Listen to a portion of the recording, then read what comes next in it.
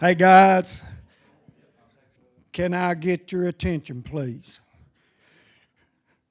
I'm Coffee County Mayor Dennis Hunt, and I want to welcome everyone to the Coffee County Administrative Plaza.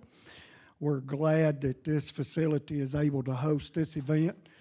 A Fraud Prevention Awareness Summit is hopefully going to help a lot of people in the community. This meeting is being streamed at this very moment, so I would like to remind everybody to silence your cell phones. Appreciate that. Want to thank the sponsors, Citizens Tri-County Bank, for providing the finger food and the snacks back there. It's really good. The individuals that are the moderators of this event will be coming to the podium and grabbing the mic from time to time, and they will be introducing themselves and speaking. Just a personal note. I call it personal. I have a pretty close friend who shall remain nameless that has a contracting business, and they do some pretty sizable work for municipalities in Middle Tennessee. This contracting company was owed something north of $100,000 for a draw on a project they were doing for a city not too far from here that shall also remain nameless. And they were due for this draw, and it never showed up. So they inquired to the city, where is our $100,000-something? And they said, well, you sent us an email changing your bank routing number. And that city administration finance director sent it to who knows where. So it not only happens to individuals, it does happen to municipalities are taken advantage of as well. So it's just an interesting story. So at this time, the Fraud Prevention Awareness Summit is underway, and I'm going to turn this microphone over to our County Sheriff, Chad Parton. Thank you, Sheriff. Thank you, Mayor. Good afternoon, everybody. How is everybody? Man, I'm just delighted to see the numbers that are in this room. I don't know, if, those of you that are online, if you can, with the camera up on the top wall, if you can see how many are here. It's obvious we have some Baptists in the room. I'd start that out. We have some good Baptists here, and for those of you online, they are partaking of dinner on the ground. I'm Sheriff Chad Parton. I've been your sheriff since 2018. I'm honored and privileged to serve as your Coffee County Sheriff. And I've got a team of people that work with me. I don't consider them working for me. A lot of times they tell me what to do. And through these days and tasks that we do on your behalf, we've come across a number of issues dealing with fraud and scams that seem to be sweeping not only our county and community, but our state and our country. I would say in Coffee County as we speak today, just off the top of my head, we're early into 2026, and I would say that we've had some citizens in our county that have already been scammed out of close to, if not over, $1 million. So I'm going to say, Mayor, we're roughly, probably if we had another census done today, because we went through a COVID census, I don't think we got really good numbers, but I would say we're close to a population of 60,000. I'm going to give you 55,000 to 60,000 people. But since January 1, we've had enough reportings, and that's just from the Sheriff's Department level. I don't get the reportings from the city of Tullahoma or the city of Manchester, just on our part. So I would say it's well over $1 million that our good citizens have probably been scammed out of already the first of this year. I will tell you on a personal level, I'm embarrassed, but I've been scammed too. Not as much in money-wise, monetary-wise as some of you.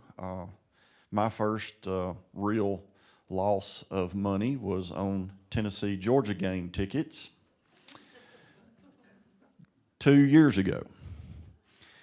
Now, my wife hit the button. My wife hit the button, not me. But she said, "You're the one that told me to do this." So I'll take full blame on that. And so I thought the seats were too good to be true to begin with, Mr. Cummins. They were at the 50-yard line halfway up for $300. I should have known better, shouldn't I? Tennessee-Georgia game. That's minor. That's absolutely minor. I'm going to go on and tell you that even on a more personal level, I've been affected by fraud and scamming. I had a really, really close family member that succumbed to some of this, and it hit home. And I always thought that my father was a very sharp businessman and very slick, and you know, I have to realize how old I am, and I had to realize how old he was, and that we had both gotten older, and he succumbed to losing several dollars to some scammers. That hits home, especially when your kid's in law enforcement and the chief law enforcement officer of the county. I'm not supposed to let that happen.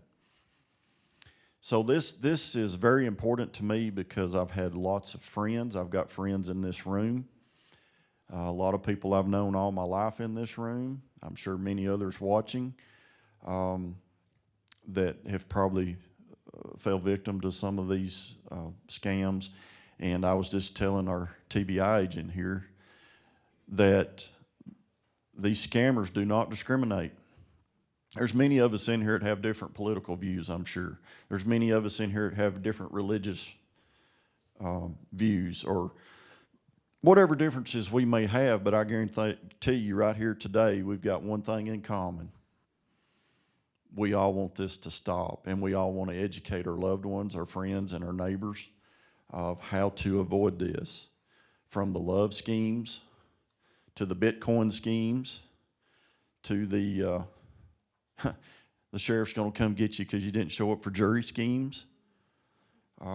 It's very comical to the grandparents that are getting the phone calls that their grandchild is locked up in jail in Timbuktu and that you need to send X amount of dollars to get them out of jail. And they forget, Mayor, hang up the phone and call them. Guarantee they're going to answer. They're probably at school or at work. I get them every week. My phone blows up. I've had really good friends that's just shown up at the jail in the lobby, and I'm like, "What are you doing here?" "Well, I'm here to turn myself in." "For what?" "I missed jury duty." So we get that a lot, but I really appreciate the work that has been done. I have to give kudos to my circuit court clerk, Miss Jenny Anthony, and her husband, Coffee County Sheriff's investigator husband. Where is Jonathan? Oh, there he is.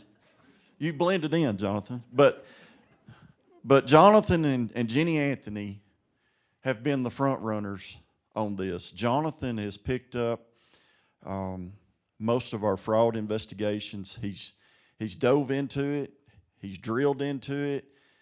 And we're all learning together, but he has gotten into this niche on how to work these cases, and it works. It just so happens it works hand in hand with his boss, Miss Jenny, who happens to be a circuit court clerk. And she's seeing a lot of this as well, so they've picked this up as a team, and they've run with it.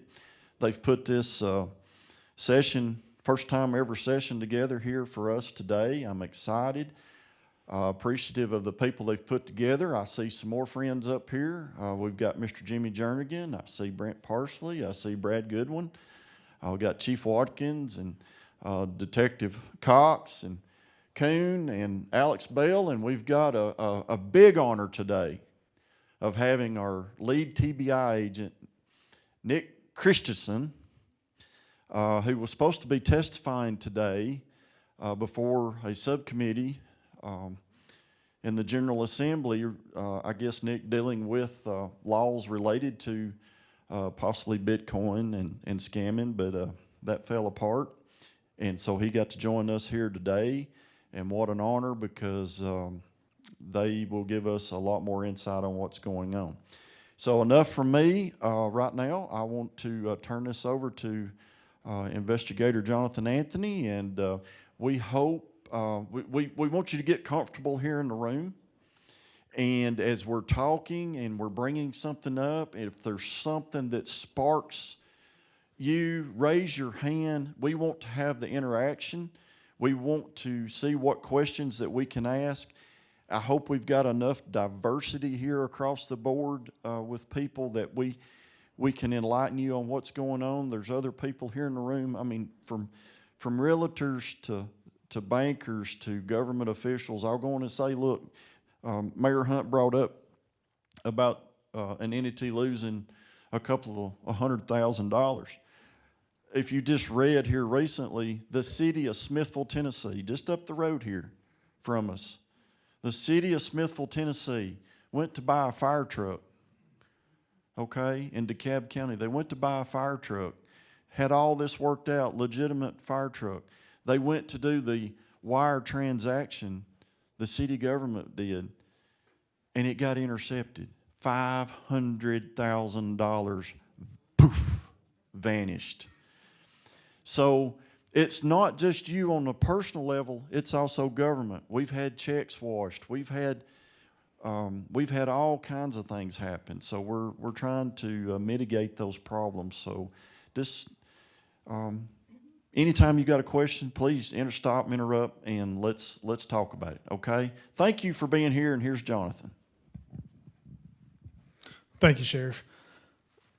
I don't really even know where to start on this scam, working these scam cases. The majority of my career, I worked drugs and narcotics, and through working those, I became accustomed to working those types of cases, and honestly, they kind of came easy to me. But then I roll over and I start seeing these scams, and the first case that I worked on these types of cases, I had a gentleman come in, and he's a self-built man. I mean, he made his own business himself. Real good guy. He came in and told me a story. He was having some problems. A lady friended him on Facebook. And if anybody ever friends you all on Facebook and asks for money or any kind of scheme, just don't do it. It's that simple. So this guy, he comes up to the sheriff's department, and I get the FBI involved in this, and he meets this lady on Facebook, and talking to her and everything, and she tells him, hey, my uncle's got an investment firm on the internet, and you ought to look into this and invest some of your money into this. So he haws around and everything, and he invests like $10,000 at first, right? He uploads the money on his Apple Wallet, invests the money through the website. Then he sees that he's gaining money, right? He's just getting this awesome gain on it, and he tells his brothers about it and everything. So he invests more money. Well, the whole time he's gaining money, what he doesn't realize is the money that he's seeing is other folks that's being scammed by the same lady. They're putting in money also. So it looks like he's gaining this money, but really he's not. He's just seeing everybody else's money that's being scammed. So he tells his brothers about it. So they tell him, hey, I believe you're getting scammed. He goes, no, this is the real thing. So his brothers say, well, if it's real, show us it's real, take some money out. So he gets a hold of her and everything, and by that time she lets him take $30,000 out and puts it in his Apple Wallet. Well, he tells his brothers, he says, I told you it's real. He says, no, maybe y'all should invest. Well, so then his brothers and his son, they invest up to $225,000 into this scam. So they go to make a down payment on some land, and this is where we come in. So whenever they go make a down payment on this land, they go to get their money out. Well, guess what? She gets back with them and says, well, in order to get that amount of money back, you got to pay me. You got to put in $50,000 more. So then that's where they call us, and he realizes, hey, this is a scam. I've been scammed. So I get with the FBI, and we actually track that money back down. I believe it was to the Philippines. Of course, he's out that money. So this gentleman, he had to sell what farm he had. He had to sell his farm. He wasn't even worried about the money he had lost. He's worried about his family's money that they had lost because he talked them in to buying into this. So I worked that case at the beginning of summer. So then, I'm not used to holding a microphone. So then I go home and I'm talking to Jenny about this, and we get to talking about, they get calls on jury duty scams and all that. And so we get to talking about it. So then, I don't know, late summer, we start going around, to different places and speaking on scams and everything. And it just seemed like it's kind of like working drugs. The more you work it, the more there is, it seems like. So the more we was doing these presentations, the more cases we had coming in. And then I worked a case with Coffee County Bank. A gentleman here locally, he gets a phone call, and he says, hey, your Coffee County Bank account's been compromised. So this little old truck driver, he had $125,000 in his bank account. So whenever he got that phone call, they uploaded the QR code and told him he needed to take his money out of Coffee County Bank and start taking his money to Wells Fargo to the ATM in Murfreesboro. So $125,000, well, it's actually $83,000. We'll get to the other money here in a minute. So I added it all up, and it was $83,000 that he took from Coffee County to the Wells Fargo, Murfreesboro. So this happened in May. And I'm just tell you how long sometimes these type of cases take to work. So this happened in May. So a lot of paperwork later, around August, I identified the guy. That's how long it takes to get this paperwork back. Of course, by that time, that guy, he's out $125,000. So I add all this up, and I asked the guy, I says, well, I'm adding up $83,000. Where's the rest of the money? Because you made the report for $125,000. And he tells me, he says, well, I forgot to tell you. He says, they met me at Walmart in Manchester, and I gave them cash money for the rest of it. Now, these guys are, the guys that I tracked down, they're from Miami, Florida. They drove all the way up from Miami, Florida to meet this guy in our Walmart parking lot. So eventually I was able to identify this little guy, and he was getting right at $100,000 a month. That's how much money he was making from scamming people. He was getting money from Virginia. He was getting money from here in Tennessee, Washington State, and Texas. All that money was hitting his bank account. But where he messed up at is every time our guy would put money in, he would go to the ATM in Miami and get the money out. So I was able to identify him from doing that. So we got warrants on him and everything. Then we extradited him, and they've got so much money. I mean, he's done made bond, and he's already back in Miami. But that's just one of the cases. Jenny can talk about the jury duty stuff and what to expect once you get, a jury summons. I've worked a bunch of those cases. Just in the past month, we've had about 50,000 go out of our county from just the jury duty stuff. Where phone calls are made. Hey, I'm Captain Billy Butler. You missed jury duty. If you don't pay me X amount of money, and these folks, they'll go. And this is what I've done. Me and our guys that I work with, we've put these on every Bitcoin machine in the county. It says, if you were putting money into this machine for missing jury duty, stop. This is a scam. Now I've had a lady read this off to the scammer, and the scammer tell her, no, that this is not a scam. If you don't put money in here, you're going to be arrested. And she went ahead and done it. And we say we have that reaction, but then the reality is these people, that fall for this are scared because they've never been in trouble. They've never had any contact with law enforcement. So they actually believe they're going to be arrested and go to jail. You know, I've had folks just break down whenever I call them back on the phone and cry and say they felt like once they was on the phone, they'd been kidnapped. You know, they won't let you hang up the phone. They want to stay on the phone with you the whole time. If you do hang up, one lady I talked to her 2 weeks ago, she dropped the call at the end of her driveway. Whenever they called her back, it popped up as the sheriff's department. They spoofed the number, it popped up as the sheriff's department. So she paid $18,500 through Bitcoin for missing jury duty. And did everyone get these handouts? If you see on this, we highlighted on this summons for jury duty. Do y'all see where I highlighted all that? What the maximum fine is for missing jury duty? It's $500. So, but these folks, they're scared. They're scared that they're in trouble. They're scared they're going to go to jail. They're threatened. And it's really just a life-changing event for some of these folks, really, and that's why we're doing this. Jenny, you want to talk about the jury duty process? I mean, I could go. You already did. Well, as far as what they receive in the mail, I mean, a lot of people don't know this, you know. He did a very good job. No, I was just let him run with it. We really had taken this on, and like he said, it's become more places that we go to, the more different stories that we hear.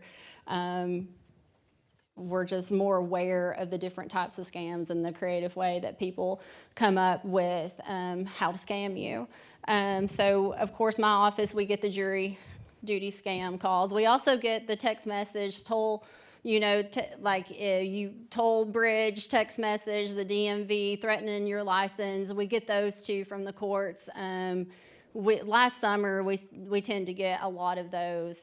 So any type of phone call or text message that you get and they threatened you in some way and they pose as they're some type of government entity and they're demanding you pay money or threatening your license or threatening you in some way, that is your first red flag is something's not right. Because the court will never contact you and ask you for money. We will never, if you miss jury service and you're subject to that $500 fine, and it is just $500 fine, we're gonna serve you, the sheriff's office is going to serve you with paperwork in person. You're gonna get served with that paperwork that you are being fined for missing jury service. You will never get a phone call from us. You will never get a text message from us demanding you pay money, and it will never be over $500. That's just not something the court does, and it is a rarity that we even charge someone that $500 fine because there are so many different reasons as to why you weren't able to attend jury service, and our judges are very, very good about understanding. We're very good about working with you on your schedule or whatever you may have going on in your life. So that's the big key with the courts. I'm not, because we've got a lot of speakers and there's a lot of stories and I want them to be able to have time to dive into that, but this is just something we've taken on. I hope that we continue to do. We may end up doing another one of these summits in the fall. And my husband and I are welcome to come. We've been to several assisted living homes. We've been to senior citizen homes. We're welcome to come to any business or anywhere that may want to be more informed or to just even to share your story, because that's the most important part is people talking amongst each other and making people aware of what's going on, because the more comfortable you feel about talking about this, the more likely you're going to become victim, because you're communicating out, you're speaking it out, because some of these things that he was talking about just seems absolutely unbelievable. I would never fall for that. I would never do that. but when you're in it and it's so convincing and they're so threatening, or they're so friendly and they want to be your friend and they're saying all these nice things about you, and that's welcoming, and you needed that at that time. They know that you're vulnerable, and that's where they get you. So I'm going to just say we will only send you a jury summons in the mail. We will never call you, text you, and demand money. And if you are summoned for jury, it'll come from an envelope with my letterhead on it, and it will give you a date and time to come. We do ask you to come to orientation. We prepare you for what to expect if you are called for service. And if you can't make it, there's contact information. You call our office, and we'll work with you. But that's really all I have to say on the jury. I'll go ahead and I'll pass it off. We'll pass it off to either. Let me go over the one case. Well, this case, Jonathan's wanting to go over with you, Miss Pageant here. This really hit home with the two of us, and it triggered one of the reasons why we wanted to make this more of a public awareness, and that's when we started reaching out to the community. One was our daughter became victim with a local business, and then this case right here really hit home with us, and this is what made this really serious and why it's so important to communicate with your friends, your loved ones, on these type of situations. But I'll let Jonathan tell it, because he worked with the law enforcement on that. So did everybody get the handout? Who didn't get it? Okay. So this case right here is actually Shelbyville PD case. Sam Campbell over in Shelbyville PD, he worked this case. And Coffee County Sheriff's Department was actually involved in recovering, really closing the case, getting closure to this case. So this is Miss Pageant. And Miss Pageant was from what I understand, she was a very nice lady, did very well for herself, owned her own house, didn't have much family, lived in a very nice neighborhood. She was lonely. She was lonely, wanting somebody to communicate with her, wanting a friend. So she gets a boyfriend on Facebook. Of course, you see Miss Pageant's age. And this boyfriend starts asking her for money. And Miss Pageant, she had, from what I understand, she had some money. And like I said, she lived in a nice house, nice neighborhood. Well, Miss Pageant gave this boyfriend on Facebook all of her money, all the way to the fact where she had to sell her house. The money that she had from selling her house went to the boyfriend. Miss Pageant ends up in a garage apartment there in Shelbyville, and that's where she's living at. But she's too ashamed to tell her friends what's going on and what has happened to her. And one of the last things that Shelbyville PD knows that she had done, she went and got $19,000, the last $19,000 that she had, and she sent it to her boyfriend on Facebook. So she was at her end. She loaded, if you notice, she was missing since 4/1 of 2025. That's the last time they had pings on her phone. And it was out by the lake, by Normandy Lake. So Miss Pageant loads up her cat in her cat carrier, and I believe she had a parrot in her car. And the last time that her phone pinged was at the lake. Well, what's so crazy about this case is that in the spring and summertime, we would go to the dam and walk the dam, and we would see all kinds of folks swimming off of the dock at the dam. And sometimes you'd have 8 to 10 people out there swimming around the dock. Well, fast forward to August, the end of August, we had a diver come from Oregon, I believe. Was he from Oregon? The diver comes from Oregon, and he dives around where we think the last phone ping was. So he's diving around the dam. And the night that she went missing, there were some storms, and this is the reason why her car was located where it was at. But they say that there's some storms and a lot of wind, and Miss Pageant ultimately drove her car off into the lake because she had nowhere else to go. So where her car was located on the right side of the dock, like here's the dock, her car was located right here. I can't tell you how many times we've seen folks swimming on top of her car while we was walking. But that's why we're doing what we're doing. You know, and Jenny said that her daughter had been a victim of that, and there's no other feeling. If you all have kids, you know how your kids are.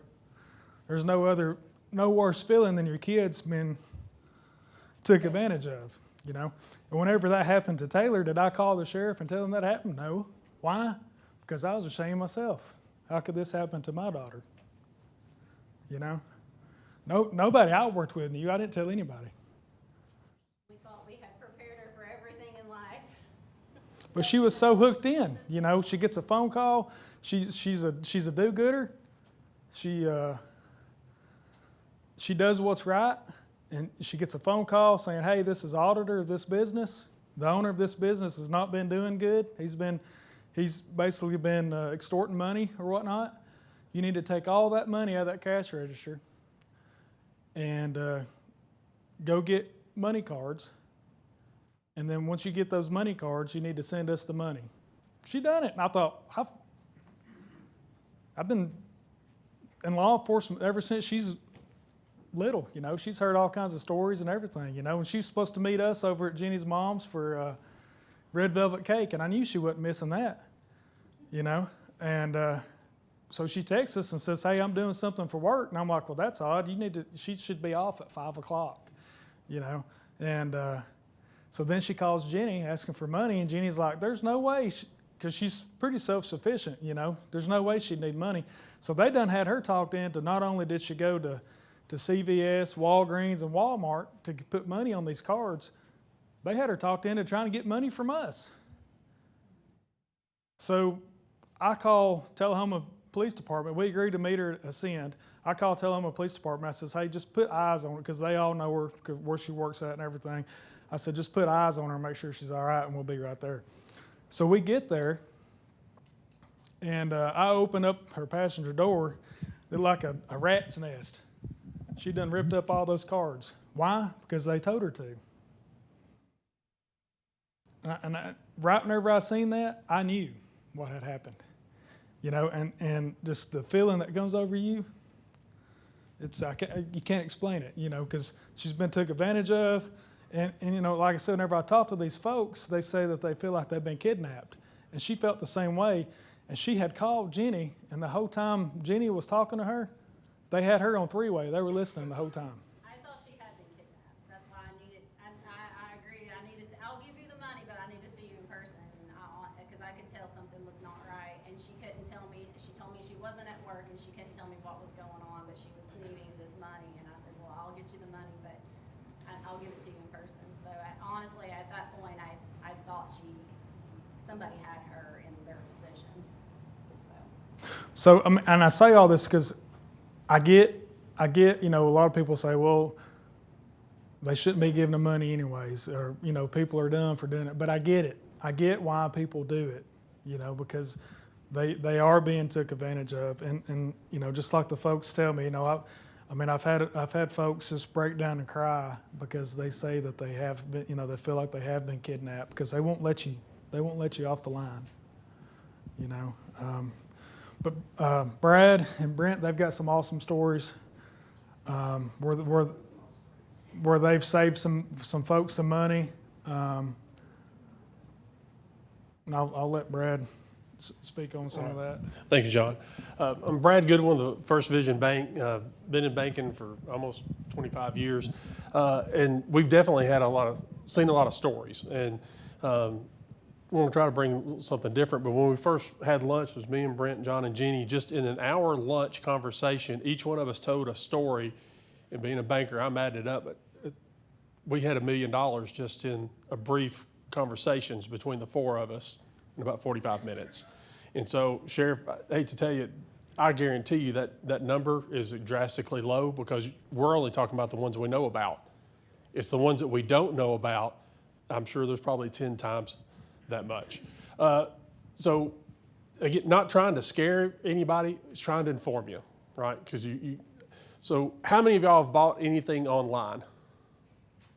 Almost every hand. Fantastic. How many of y'all still write checks?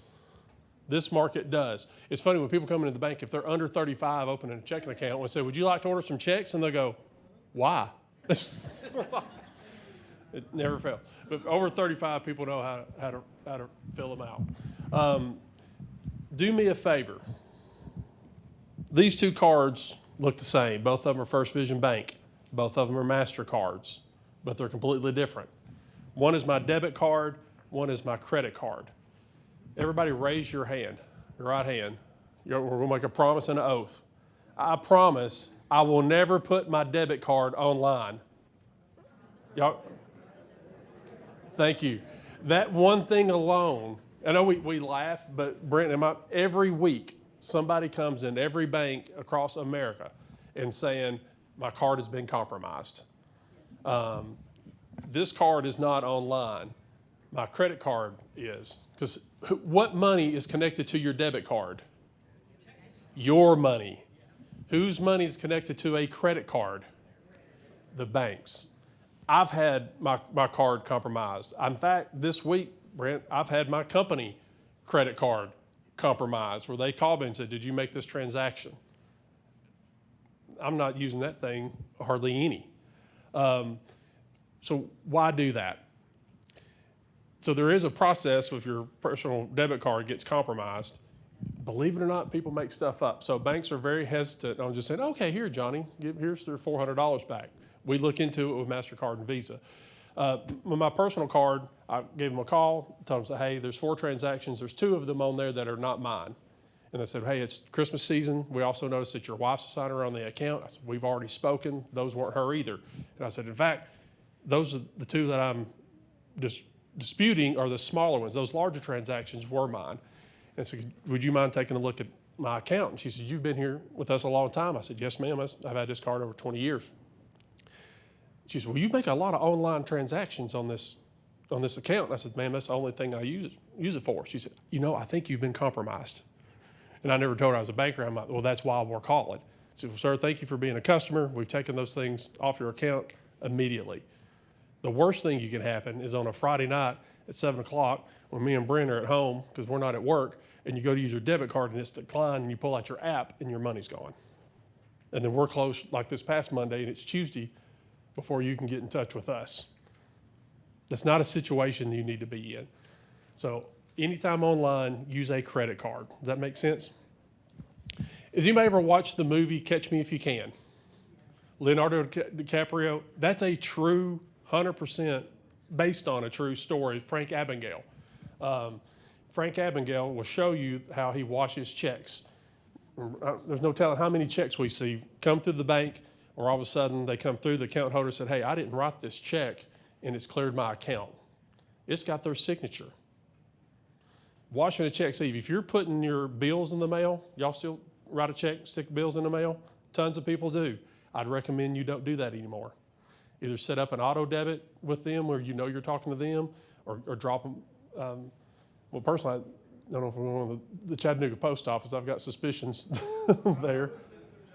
Yeah, I wouldn't send it through Chattanooga. There's a ring where people will come in with a business check. They're not our customer. They're from out of town. They want to cash this check. They've got a license. We pull up, check number looks fine. The amount in the account is definitely there to cover the check. The signature matches. We're no longer going to cash that check because if the customer in front of us does not bank with us. Because what's happening, we're seeing, and this has been going on for years, someone's got a copy of their check. They've either reproduced them or they've washed them. You can take a $150 Mont Blanc pen, fill that thing out with that big fancy pen, And all they got to do is put Scotch tape on both sides of the signature, drop it in a vat of acetone or fingernail polish remover for 15 minutes, take it out, it washes all the ink off, take the tape off, because that saved the signature, put it in a book, it's pressed, now they've got your copy of your signature on a blank check. It's a real easy way if you're still writing checks. And I'll let anybody see this. This is a dollar pen. It's a Uniball 207. This ink cannot be, there's not a chemical on the planet that will take this ink off your paper. So you're familiar with that pen? You use this. So if you're filling out a check, get a dollar pen and your check can't be. It's a Uniball 207. You can get them on Amazon when you use your credit card to buy them and not your debit card.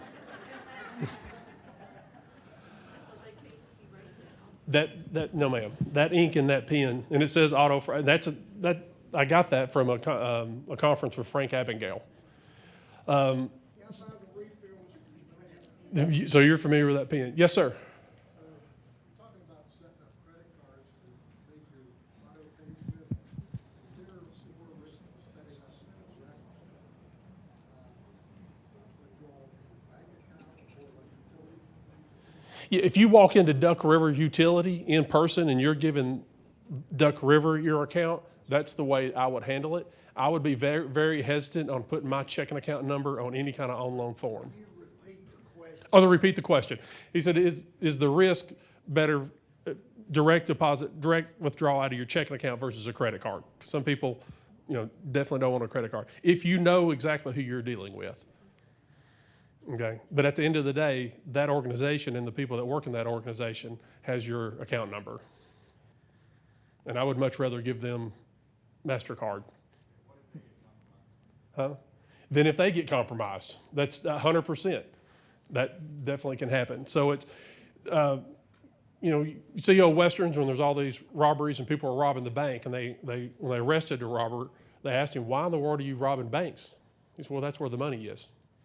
Well, thank heavens, our law enforcement, TBI, or Sheriff's Department, Police Department, they're very good at catching people if you come in and rob the bank. So they're just going to start robbing y'all because that's where the money is. And and they're extremely sophisticated. There's a movie out, I don't know if it's on Netflix or it's online, it's called The Beekeeper. It's got Jason Statham. Anybody heard of that one? A couple of hands. That happened, an incident just like that happened in Manchester. People were online looking for a product. They said, yes, this is a product I want to get. They clicked on it. Then all of a sudden they got an error message from Microsoft said, hey, your computer's been hacked. Please call this number. They called the number. They're talking to Microsoft security. It says, hey, they've infiltrated your entire computer. It looks like they've infiltrated your banking system. Let me connect you with the bank's fraud department. They get onto the bank frauds department and says, hey, we think someone at the bank has compromised your information. Here's what you need to do. They come into my office needing to wire some money. Bankers ask questions. And I bank like I parent. I trust but verify. It drives my kids crazy. I'm going over to Bob's house. Great. Bobby's parents home? Great. What's their phone number? I'm calling them. Y'all been around teenagers. You trust them as much as you throw them. Okay? And someone told me, it doesn't matter if it's a preacher's kid or a deacon's kids. Those are usually the worst. But anyhow, always verify. So we're filling out this wire information. I'm asking all kinds of questions.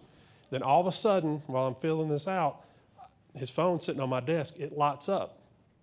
And I realize he's talking with somebody. And I said, who's online? He says, who's on the phone? So finally, to come outside and say, I'm not sending this wire at all until you tell me what's going on. And sure enough, that link that had got clicked on just led him on this whole entire circle and saved tens of thousands of dollars. So if you go into the bank and you get frustrated, why can't I cash this check? Why are y'all putting a hold on it? Every single day, we're literally 10 minutes before coming to this, before coming here, Crystal and I were leaving, and there was a call on a check that got deposited last week. It's $30,000, and it might as well have been written on a napkin. So we deal with this every day. So just be patient if you go into the bank. The reason, It's your money. Our job is to try to protect you keep it, okay? And in banking, you can have the best customer service in the world. And if I opened up the vault and let everybody walk in, I'd be real popular, but we'd, have a lot of customers where we would lose our money. But at the same time, if we had our security so tight, you couldn't get it, you wouldn't bank. So banks have a balancing act, but at the heart of it, we're trying to protect your money. You've entrusted us with it. And so highly, if any of these stories seem to, like, that sounds familiar, come to us and talk, okay? We're gonna ask a whole lot of questions because we've seen a lot of different examples. Brent? Yes. Yes, ma'am. What is Bitcoin and what is cryptocurrency? We're gonna get to that in just a few minutes, and we've got a specialist here to give you all that. That's good because I don't have the answer. For those watching online, y'all may have to repeat it. Yeah, the question was about Bitcoin and cryptocurrency, and thank you, we've got some more highly qualified. I don't understand it. I've tried to read it. To me, it just seems like it's a black market for transferring funds on illegal stuff. There's part of it that's 100% legitimate, but I'm hesitant. I don't touch anything. Brent? Thank you. Thank you. Good afternoon. I'm Brent Parsley. Let's give him a hand. Thank you. I'm Brent Parsley. I'm with Coffee County Bank. I've been in banking for 42 years. I spent the majority of my career at First National Bank up on the square here in Manchester. So when I say I've seen it all, I've seen it all. Trust me, some people sitting here that I've worked with that can vouch for that. And when I started, it was basically someone had gotten a check stolen. That was basically it, and someone was trying to pass it, doing it that way. But through the years, it's become so much more, it's just elevated so high now. I'll relate a case to you back years ago when fraud first started. I had a lady that would call, and she would write some checks to these people. She was talking to people in the Bahamas. She would think she had won lotteries, and she would keep them on the phone 4 and 5 hours. I've talked to her family before, and they'd say, it keeps her occupied. Worried me a little bit. I don't know that I wanted my mom talking to somebody like that. She would also throw my name around with it, that Brent Parsley will be over to pick up that check.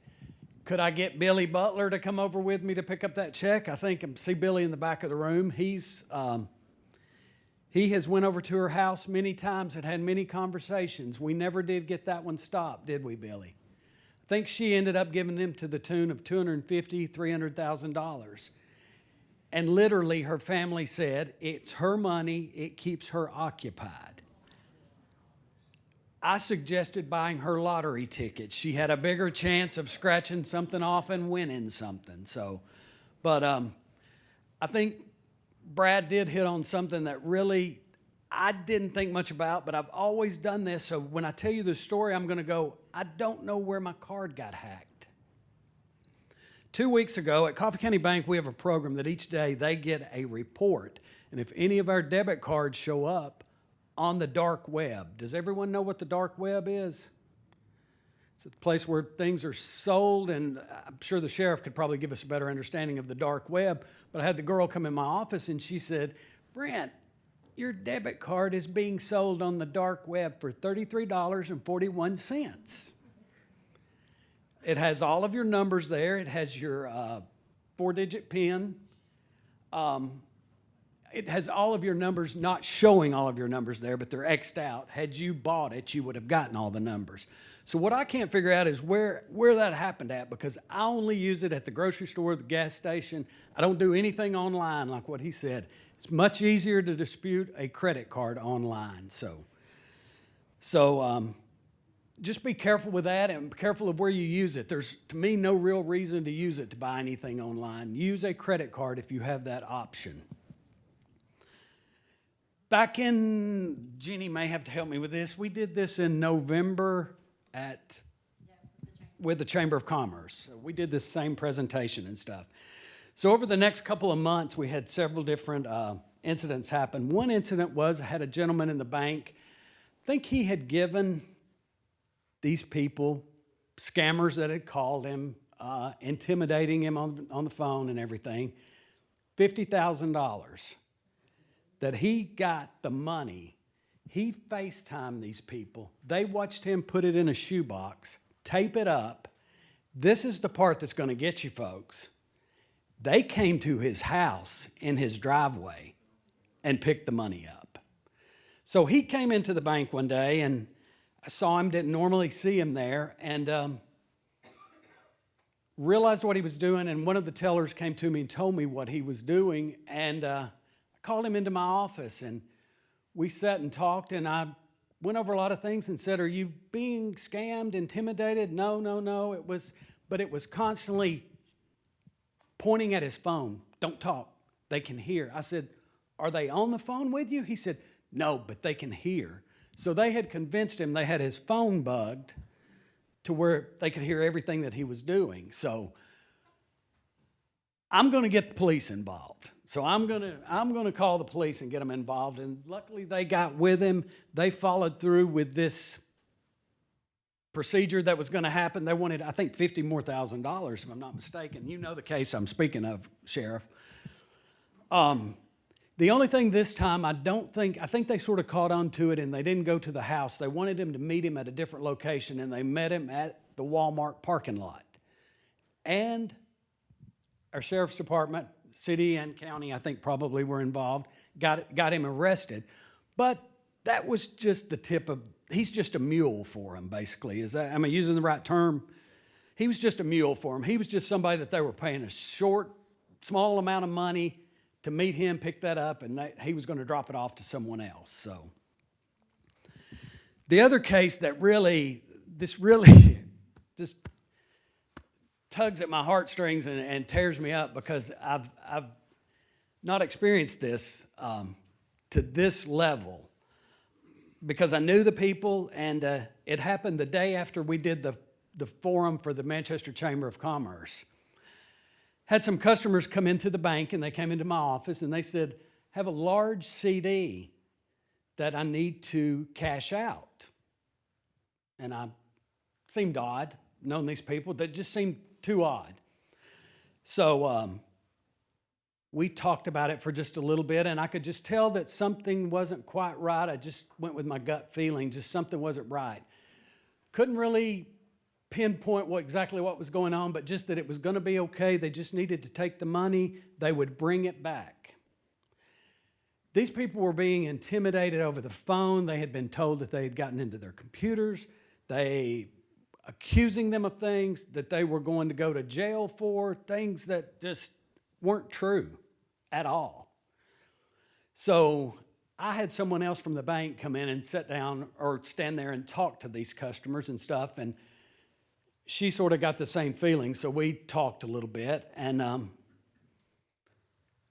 we got together in the hallway and talked just a little bit, and both came to the conclusion that something wasn't right. And I asked the customers what they were going to do with this, so I knew where they were going to take it, but I also realized that they were probably going to take it somewhere and they were going to put it into an account that probably these scammers had somehow got access to that account, and come to find out they had taken a sum of money from that account.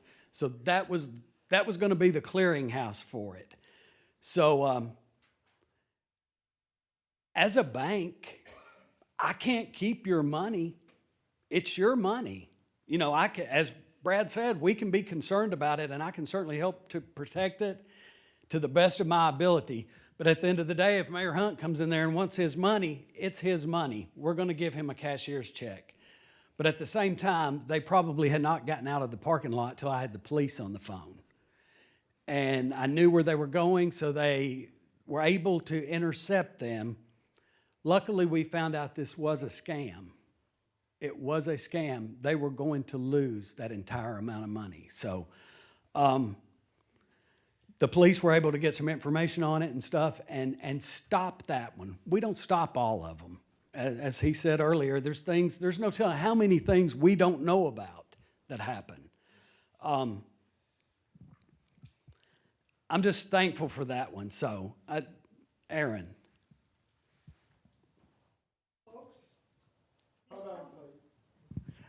So everybody at home can hear the questions or the statements, okay? Folks, the things he's telling you is the gospel truth. This happened. to me and my wife. It happened to us. We're the ones he's talking about. If it hadn't been for him, I don't know where it went to. Thank you very much. And thank you, Coffee County deputies. Jonathan, thank you very much. It's a tough thing to deal with. It is very, very tough to deal with. You to feel totally violated. We're sorry it happened to you. And I think she would tell you, I was trying to ask the right questions, but you'd been told not to listen to the right questions, correct? So, that's a great story that had a happy ending. They don't all have that, so I'm so glad that that worked out. Our money back.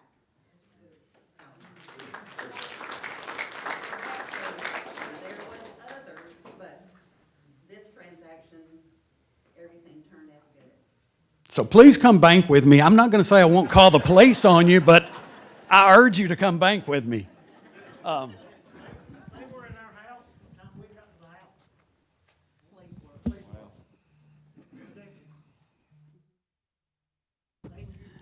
And these kind people brought me a gift card the next day thanking me, and they didn't owe me a penny for anything I did. That was my job. So thank you all for that. So one of the other things that I've had experience with before was a lady that I worked with for 35 years. Called me one afternoon when I got home from work. Called me on my cell phone, and she said, this relates to Jenny's story with the jury duty and things of that nature and stuff. And she called and said, they're going to send the sheriff out to our house, and they're going to arrest us. She mentioned both their names, and I said, no, they're not. She said, yes, they are. She was convinced beyond a shadow of a doubt, folks, and this was one of the smartest ladies I've ever worked with in my life. You could have never made me believe that she would fall for this, but she did. So I guess just standing here today, all I can urge you all to do is just, I missed a wall phone. I miss a phone I can hang up. I don't know about you all, but I miss that. This just pushing the button doesn't do it for me. I want you to hear it. So I've had them come into the bank before. I mean, I could sit here and say, we know that people here in town have been engaged to Kevin Costner, right? He's going to marry him. He just needs a little bit of money sent to him so he can get here. But he's coming. So a lady that I worked with is in the back of the room right now. She's heard me before. I've told the people coming in the bank, hand me the phone. I will scream at them, don't call this number again. Or I've either said, you've reached the sheriff's department, and that hangs them up real quick. So, but anyway, I just urge all of you to be careful in all that you do with your finances. If it seems too good to be true, it is. I mean, you know why you didn't win the lottery? Because you didn't enter one. What, So if you have entered something and you think you've won it, that's a different story. Always remember, the bank's not going to call you and ask for your Social Security number.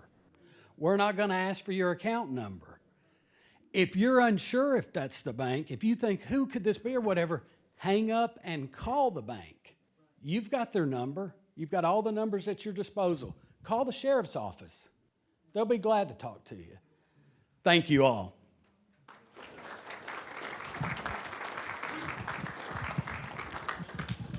We're about 1 hour into this, and things are going great. Aaron, y'all to stand up and tell your testimony is very hard, just like it is for me to talk about my father. And the day he died was tremendous enough, but the next day when I was cleaning his truck out, I took out of his console a 1-gallon bag full of Green Dot, gift cards, Walgreens. There's no telling how many thousands of dollars. So it's affected all of us. And Elvis is still alive, right? Right? Raise your hand. Billy, Elvis. Well, Elvis is going to be calling, and Elvis has got a mansion named Graceland over in Memphis, and he wants you to come live with him. You know what I mean? There was a lady that tried to scam the Elvis estate here in Tennessee this past year and just about landed the Graceland mansion over some fraudulent filed paperwork on quick deed transfers. Folks, that's how easy it is.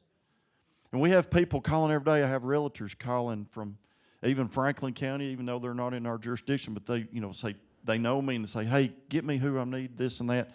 These people are getting their land is advertised for sale by somebody in Miami, Florida, and somebody from Wyoming is fixing to buy it, and these poor people that own the land don't know it's fixing to be sold.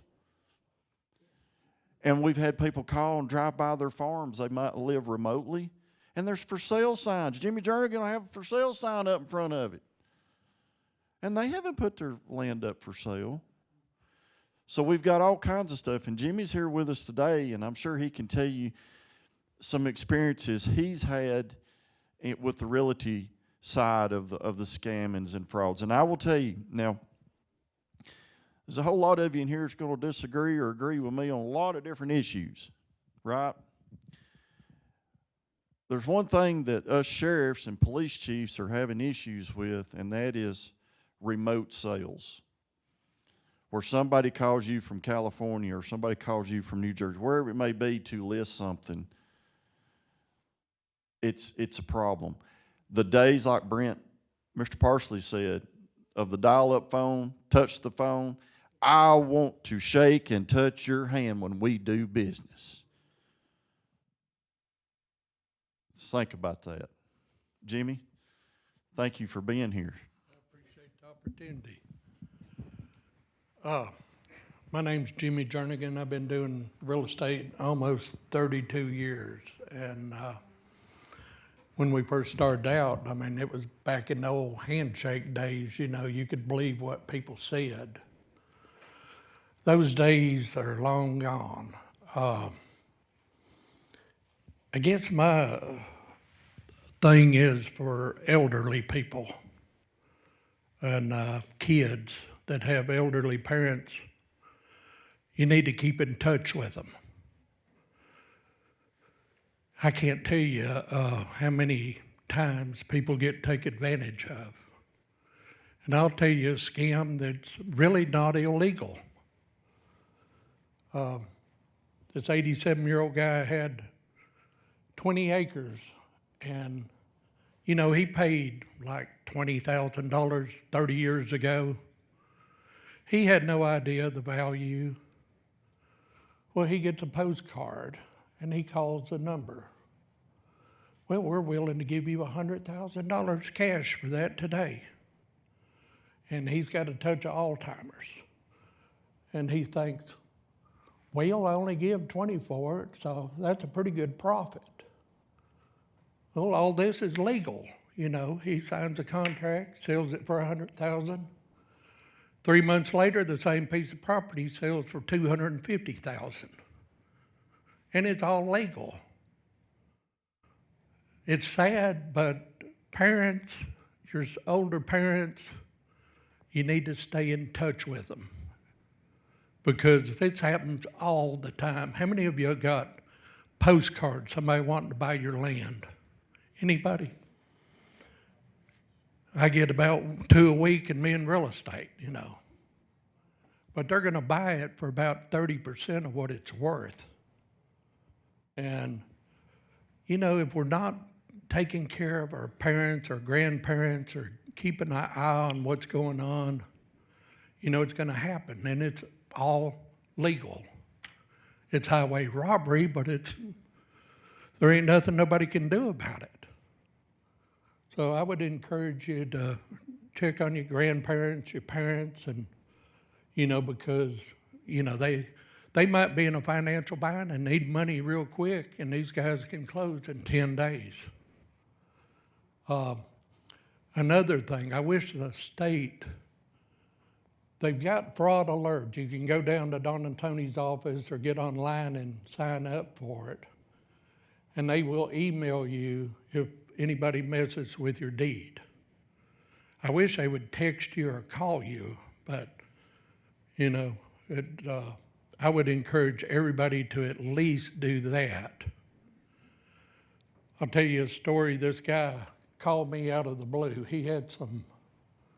This was back last summer. He had some land in Murfreesboro, and it was 23 acres, high dollar land, and I'd done a market analysis, and it was kind of rocky. It wasn't the best land, but still, we thought it should sell for around $280. So he says, that's fine, just send me the listing agreement. So we send him the listing agreement, and we sign it up, $280,000. Well, the next day I get an offer, $200,000. And I call him back and say, well, we got an offer, it's low, it's 200, it's nowhere near. I don't think we ought to take it. And he says, I'll take it. And something, I consider myself a consultant now more than, because I like to help people. But I told Monica, she was helping me, and I said, tell him we need to see a copy of his driver's license, to get ready to close. So he emails her a copy of his driver's license, and same name as the real owner of it, exact same name. But this guy was from Asia, and he was, about 5'5". And, it didn't sound right. So I called the tax assessor and I asked him, I said, in Rutherford County, and I said, do you know this guy? Oh, yeah, they moved to Virginia. And I said, what does he look like? And he said, he's an FBI agent, 6'5", about 280. So I get with Jonathan, and he calls Rutherford County, and they do a wellness check. Well, they go to his house, and he's gone to the store, but his wife's there. And yeah, we own land in Rutherford County, but it's not for sale.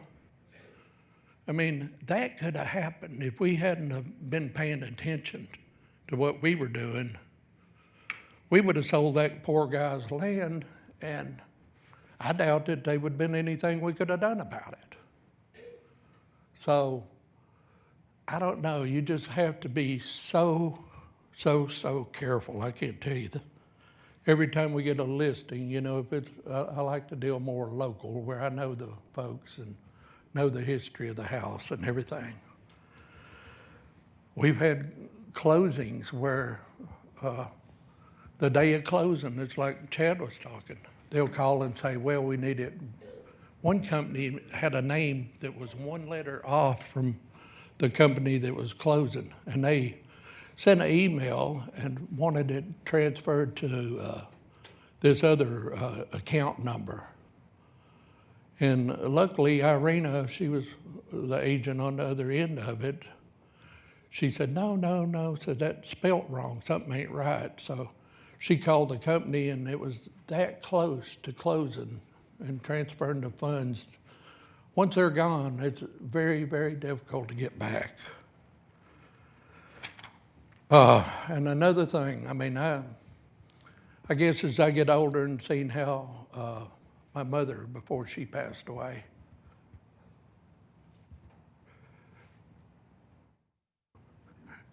she called me and was just in a real panic.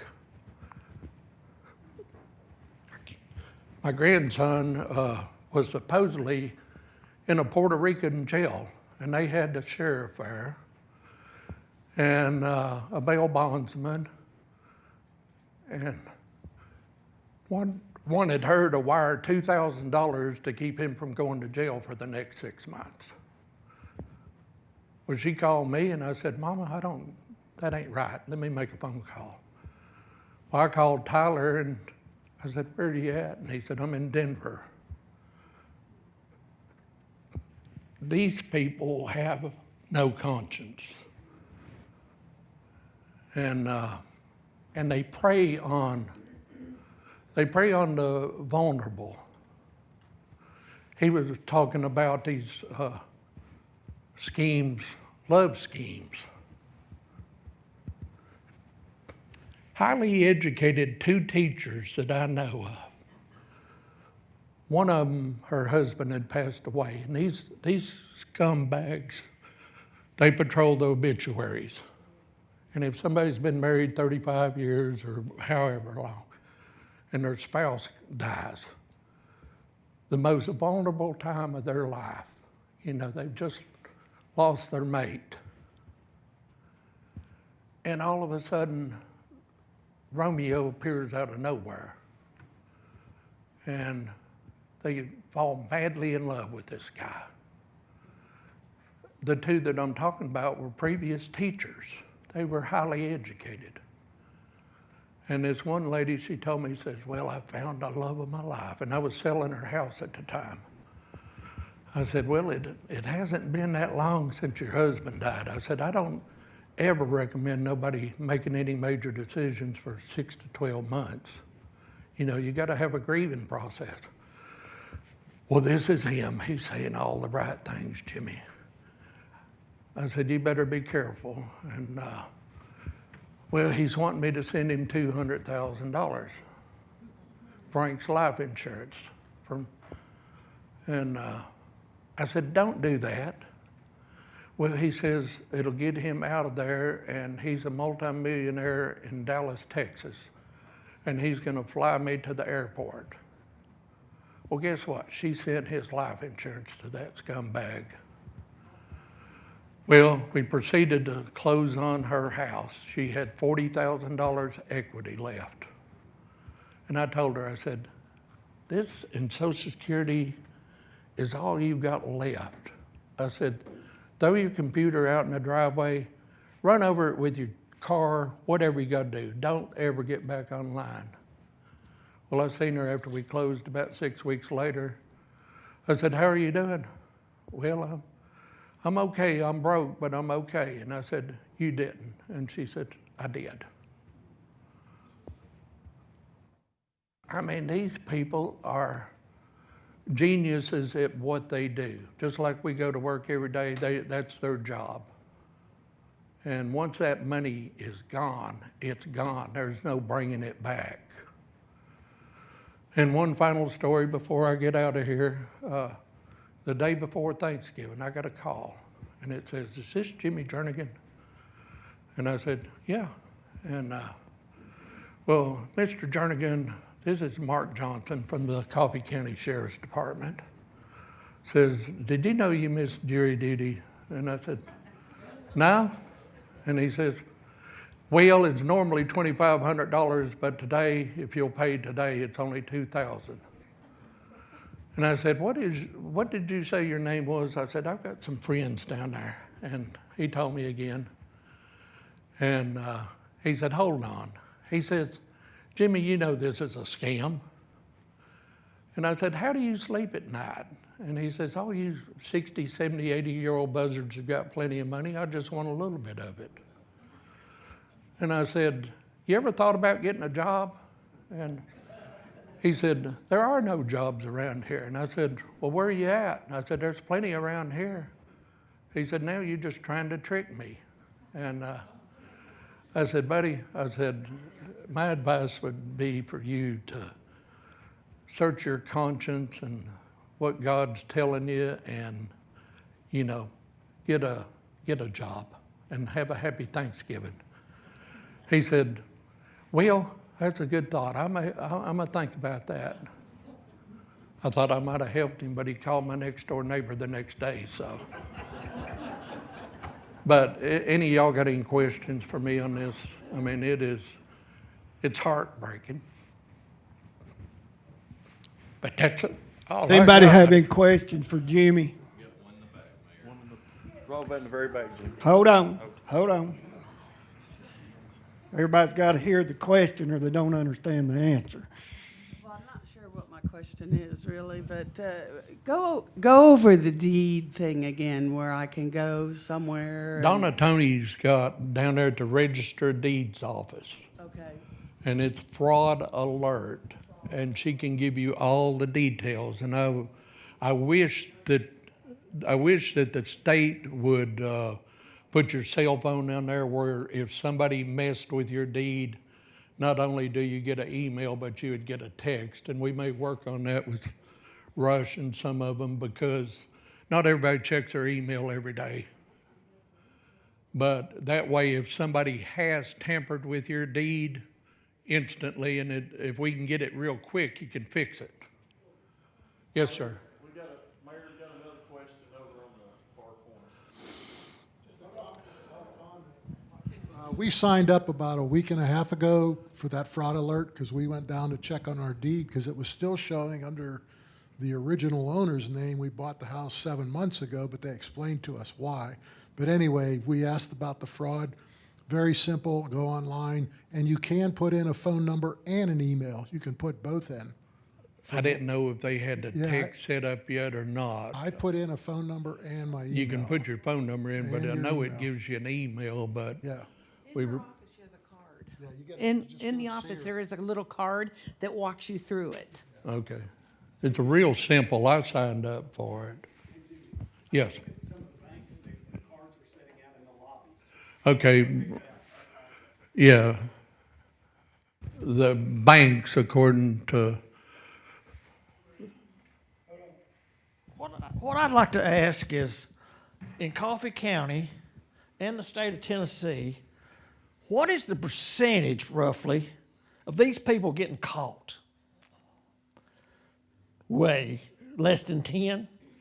Really? Less than 10% of these people get caught. That's a shame. yeah, and that's one reason that I encourage you. And I know families have fallings out, and you don't want to give all your info to them, but keep a close watch on your parents and grandparents and kids, because this is real and it's happening every day. And thank y'all very much. Thank you, Jimmy. Aaron, you brought up that's $1 million question, and you heard Jonathan talk about I just sent deputies down to Miami, Florida to pick this cat up and brought him back to Tennessee for justice. He's one of the very few. The majority of these scammers are overseas, Nigeria, India, Pakistan, some in Central America. Some of them are cartel-based out of Central America, South America. Yes, there is some what we would call domestic scammers that we're able to get a hold of. Y'all remember the secret shoppers kind of deal? That was the early onset of this. And then as our technology evolved with the World Wide Web, or in Grundy County as they referred to it, that triple-W dot machine. As that evolved, and then the devil's box itself, that's what I refer to it, and I've got one. This connected us worldwide. Cubans, there's foreigners every day making money off of us. So, the FBI, all the federal agencies, the Interpol, they've all worked to go after these folks. And I saw where MSNBC, Chris Hansen, the pervert chaser investigator, he got after them, and went into Nigeria one time. I remember watching his story, and they were in a kind of a hut of a like building, and there was like thousands of phone lines and electrical lines going into this. And he goes into this building and he films these people. There's just hundreds of people in a room on phones, all day long. Folks, you just think about it. If they make 2,000 calls a day and they get $200, just look at the money they're making. And then I've seen the hackers that do the hacking. So you can go onto YouTube and you can see these IT folks like one of these geeks I'm about to introduce that can do this. They hack in, and they've hacked into these overseas folks' building, where he's pinpointed their building, pinpointed their address, pinpointed what floor they're on, what corner room they're in, and then pinpointed the camera system, and then they take over their computer, and they ended up hacking the hackers and the scammers. It is crazy. I've laughed so hard, and they say, yeah, you got a blue shirt on, and they're just looking at each other like, how do they know that? That's good enough for them. And then the local authorities get notified, and they come in and raid them and shut them down. But they go pop up. They're like a blister. They'll just go pop up somewhere else. But we've got somebody here today that I said earlier that we're very fortunate to have. He's very sought after. I've got a sheriff over in Murray County that's actively looking for him right now. But Nick is a special agent with the Tennessee Bureau of Investigation, and he specializes in this. And we've talked, and I didn't realize, but we may be distant cousins. He's half Warren Countyan, so don't hold that against him. Well, I say half. He is a whole Warren County. I'm a half Warren County, and he's a whole. But Nick is from up Centertown, and went to work with TBI some years ago, and he's going to explain to you. He specializes in this Bitcoin mess, this digital currency crap that I don't like, but there's people that's made millions of dollars off of it, I guess. I'm kind of I like him Ben Franklin's. Now, if some of y'all just got to give your money away today, I got my hat out here. Oh, I'm just joking. But Nick, come on up. Appreciate it, Sheriff. First of all, let's give all these guys a big round of applause. Excellent. I do a lot of these speeches and go around the state talking and doing that kind of thing. I never knew that when I went into law enforcement, how much public speaking there was involved, especially with cybercrime, like you said. But this is a really good conference. Y'all have had some really great information. Just know that this information is invaluable, and it takes every one of us in this room to spread the message. And that's what they're doing here today.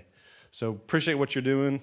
I wish every single county was doing this. I kind of want to come up here and not steal the show, but provide resources and a little more context is what I like to do. So first of all, let me ask you a question. Who in here has bought a car in the last month? Nobody? Come on.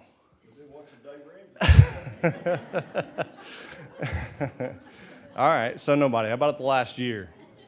All right, I got a hand, finally, I got a hand. All right, I'm not talking to you. All right, so if you've bought a car in the last year.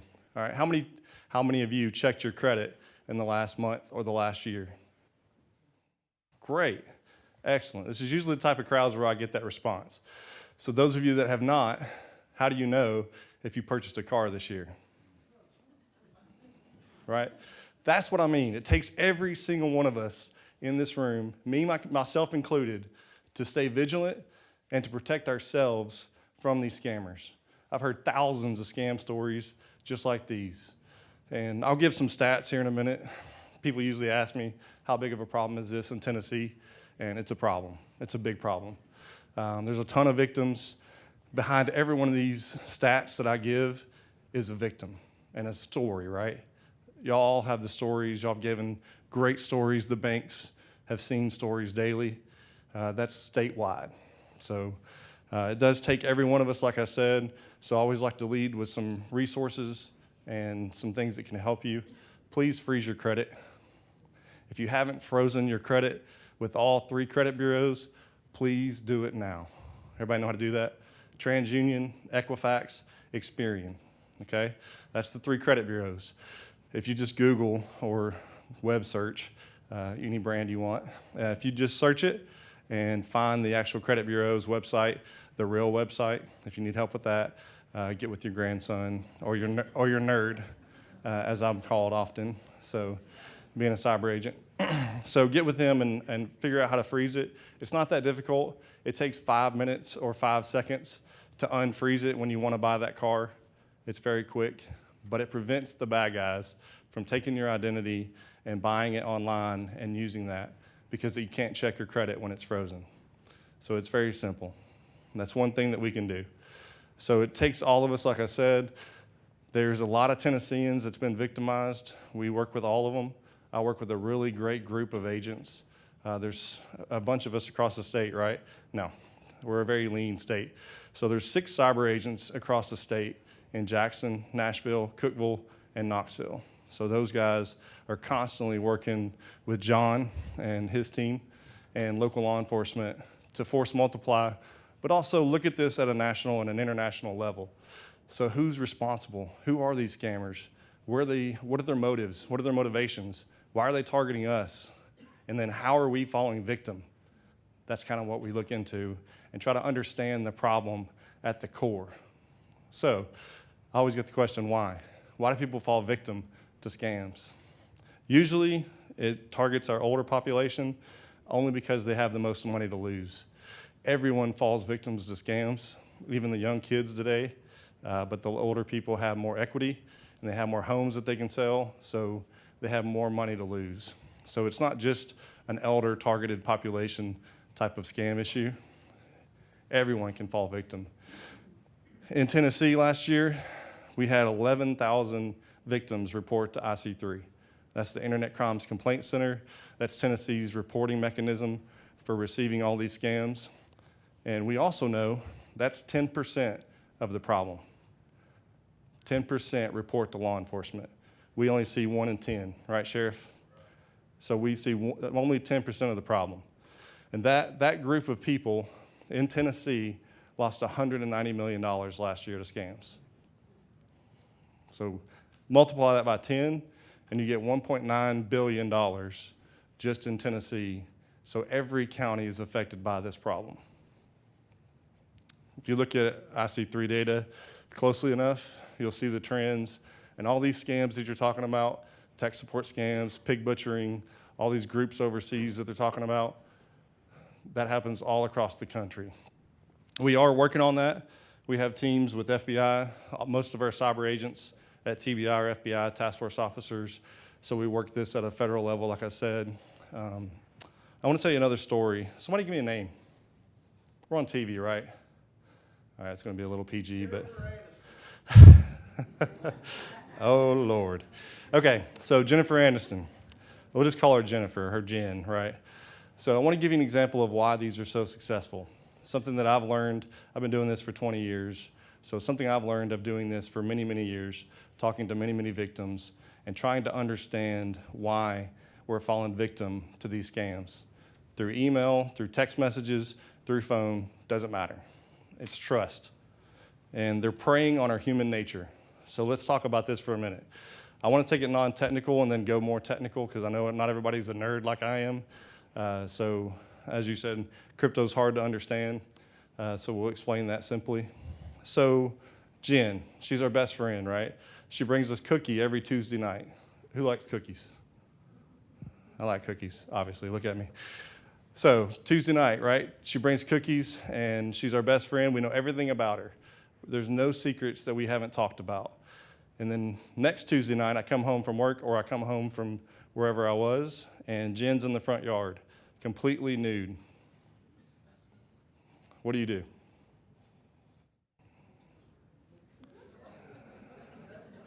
Right?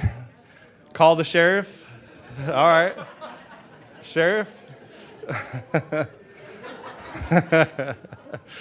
All right. So, human nature is to stop and ask questions.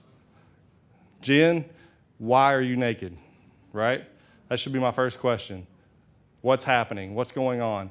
Let's tone it down a little bit. She could be in a bad mood, and you can see her face and say, ooh, something's not right.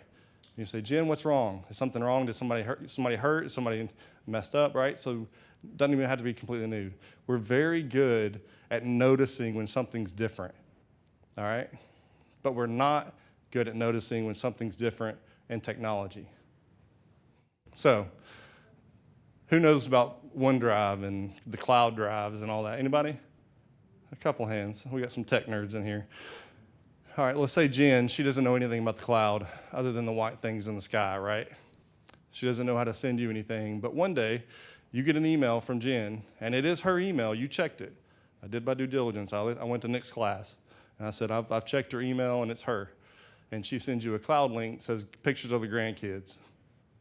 And you click that link, and you see the pictures of the grandkids? No, you don't. It says error, right? And then you call Jen, you say, hey, what's up with these pictures you sent me? I can't get to them. And then she says, I didn't send you any pictures. I don't even know what that is. I don't know what the cloud is. So clicking that link is where something was different and you didn't stop and ask questions. Does everybody see where I'm going with that? All right. So if the biggest thing I'll leave for you tonight, anything in technology, all these things change. There'll be a new scam tomorrow. And I'll give you some resources on how to track those scams. But all that stuff changes. What doesn't change is when you see something that's different, stop and ask questions. That never changes. Understood? Cool. Now you've been through the spiel. I like to tell those stories because it took me a long time to develop those and understand what the problem was. And also, I've been through a bunch of changes. These guys come up with new stuff every day. The jury duty thing, there's new things where they actually call people that have been booked recently in jail and tell them that they're the clerk's office. So they impersonate our clerk's office and get them to send money. So that's just the new 2.0 of the clerk scam, right? So there's going to be something new tomorrow. So what resources? We've had it all over the state. They will have it. They just haven't heard about it yet. So that's the new one. So how do you keep up with this? So the state's kind of provided you some resources. We've developed a website called safeseniortn.com. There's the printout up here that has the website. It provides you with information about all the scams that you see, all the different types of people that are scamming you and what they're doing now. So we try to update that one specific area because this outreach that they're doing tonight is critical to stopping it. You spreading the message to your family is also critical to stopping it. Because I'm not saying you're the victim or you may be the victim. There are victims here tonight, and I appreciate their testimony. But you have to spread the word because somebody else is a victim.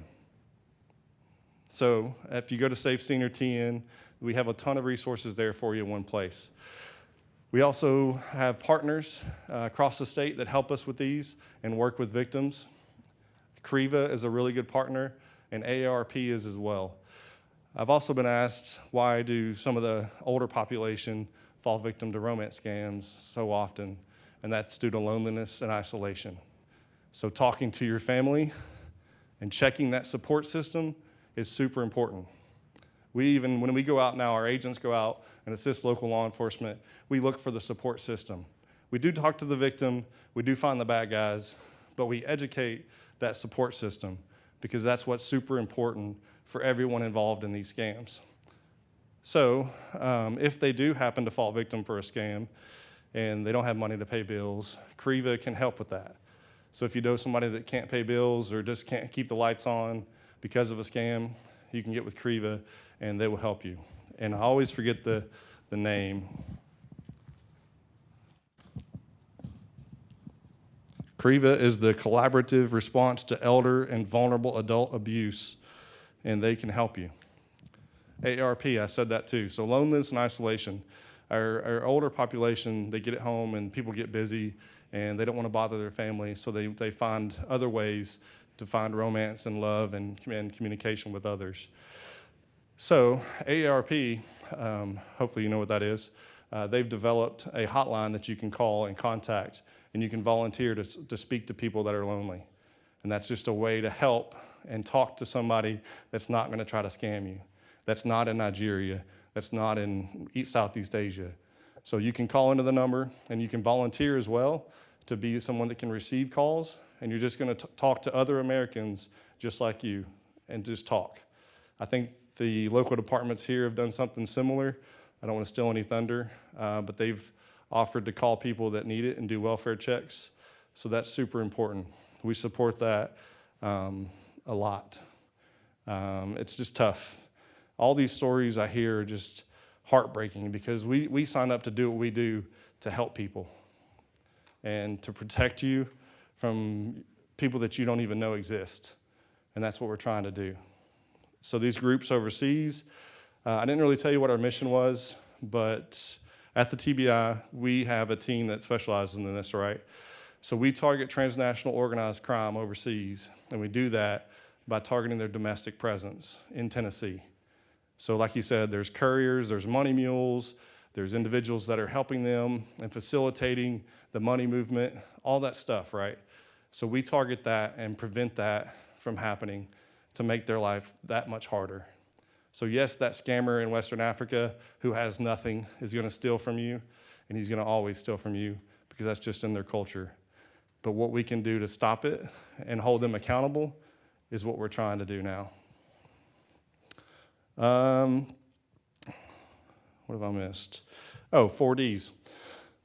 Our best advice, the 4Ds. It's on our website and you can now see it, but it's don't answer, first of all. It's okay not to answer the phone, even if you don't know the number, right? I know that's generational sometimes, and some people say, well, I wasn't raised that way. I was raised to answer the phone because somebody took the time to call me, all right? That's not the way it is anymore. I'm not in that generation, but I was still told to answer the phone when somebody calls you because they want to talk to you. That's not the truth anymore. If you don't know the number and it's not in your contacts, don't answer. Well, it might be my doctor. Well, it might not. It might be a Nigerian who wants to be your doctor. So, don't answer. If you do happen to answer because you thought it was somebody, you thought it was something important, and you immediately, if you hear that, right, something's different, right? So stop. If something is different, stop. Hang up. So the second D is disconnect. All right, disconnect the phone, hang up. If something doesn't sound right, or if somebody's yelling into the phone and got you all emotional, that's what the grandparent scam does, you immediately answer the phone and they start screaming into the phone and it sounds like a child in trouble. That just takes you off your game, right? You're just like, whoa, what is this? Immediately hang up and call the number back or call somebody you love. After do not answer and disconnect is don't click. Back to that email. Remember that email? All right. Jen doesn't know what the cloud is. She's not going to send you that link. Her email probably got hacked. Even if it's from her email's probably gotten hacked or compromised by someone, and they're using that to compromise others, to include you. So we've all been there. So don't click the link. Even if she sent you the link, call her before you do. If something's different, stop and ask questions first. Cool? And then delete. Don't click and then delete. They say, now, all right, well, I think this is a scam. I don't know what to do with it. Just delete it. If you get a text message, the toll road text message, just delete it. We don't have tolls in Tennessee. Promise you, you don't have to pay it. You're going to get a letter in the mail. Toll roads are crazy, by the way. Those are some Southeast Asian groups that we follow. I could talk to you about scams all day. I've kind of given you the information I wanted to give, but I want to hear from you. I want you to ask questions. Whatever you have of us, we're here to answer it. I'm sure all the group up here would say the same thing. We just want to help you and answer any questions you got. Nick, if you can talk about it, what's the state of Tennessee doing to help this, other than pushing information out? So outreach is super important. Every one of our cyber agents, it's in their job responsibility to do outreach and speeches and things like that at community centers. But we target the domestic presence of these groups. And right now, all of these groups overseas are using crypto ATMs to move that money overseas quickly. We've seen it all. Checks,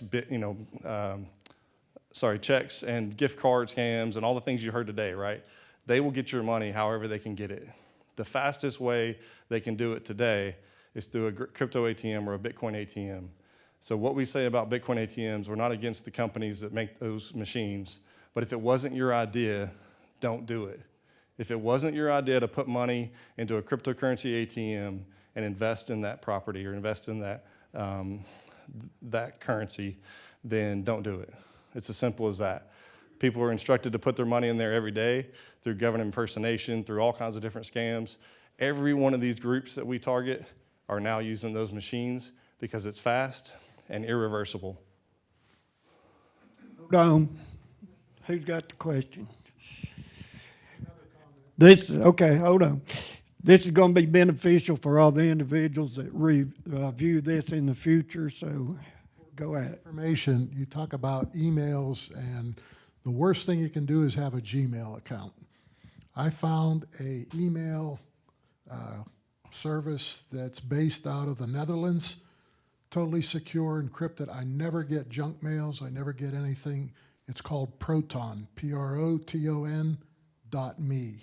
So if you want a really secure email address that is almost impossible to get into, that's one you want to switch to. Sure. You actually reminded me of something too.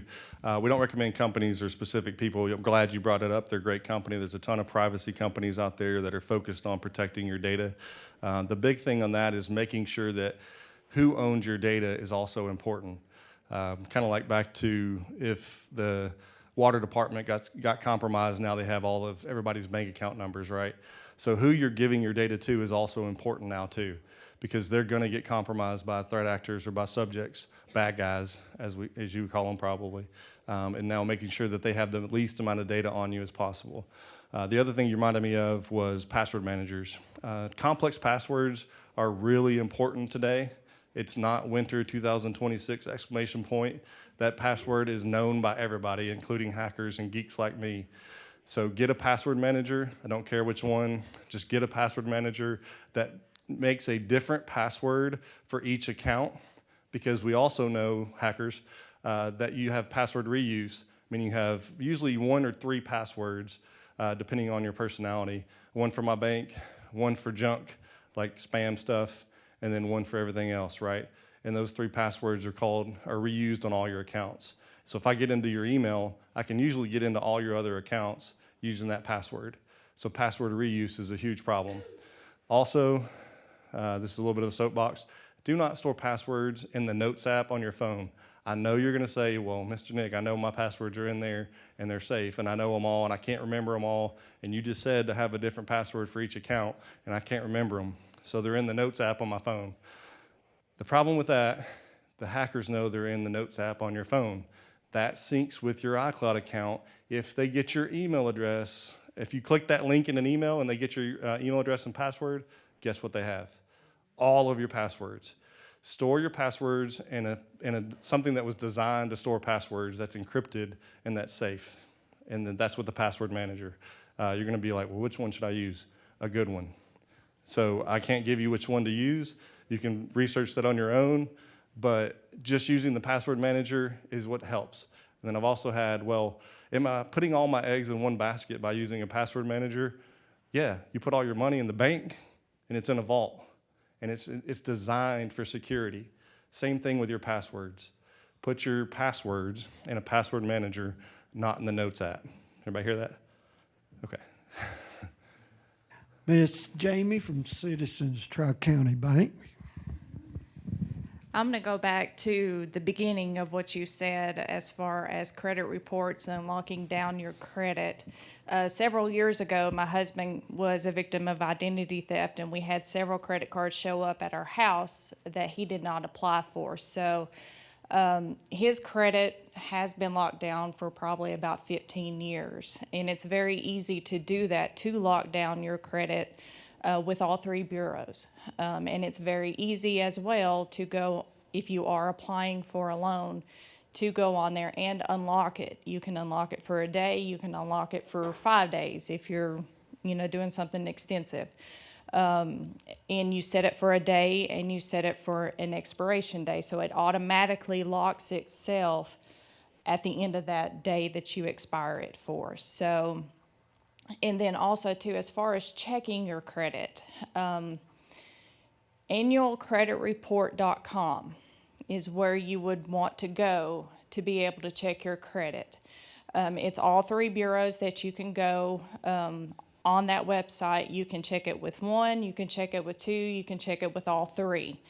And each year, if you ask for it, they are required to give you a free copy of your credit report. And I'm speaking for all of us bankers here in this room. If you need help on doing that, you're more than welcome to come to me, and I'm sure that they will say as well that you're more than welcome to come to them or to your local banker. If you need help on doing that, we will be more than happy to help you do that. But for the people taking notes, it's annualcreditreport.com. Not Credit Karma, not freecreditreport.com, annualcreditreport.com. Yeah, everything you can do is free. All that stuff she just talked about, and that's why I always recommend free stuff. I love free stuff, and I love companies to make money too, but the freer the better.